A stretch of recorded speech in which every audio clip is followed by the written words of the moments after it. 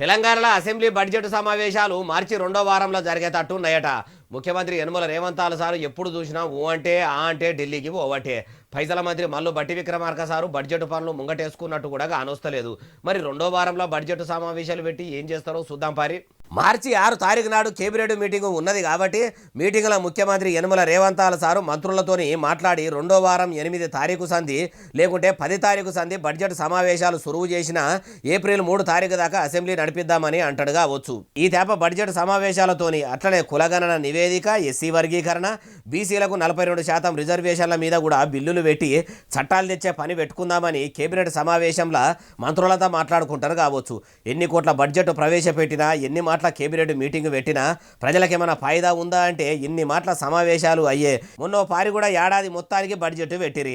అందుకెళ్ళి ఎంత పైకం తెలంగాణ ప్రజల కోసం ఖర్చు పెట్టిరో తెలిసిందేనా.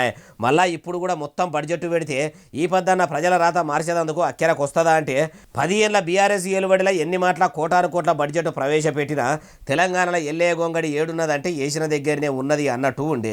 ఇప్పుడు బడ్జెట్ పెట్టినాకనన్నా ప్రజలకు ఏమైనా ఫాయిదా ఉంటుందా అంటే పేరుకే బడ్జెట్ అన్నట్టే ఉంటుందేమో అంటున్నారు ఈ ముచ్చటిన్నోళ్ళు.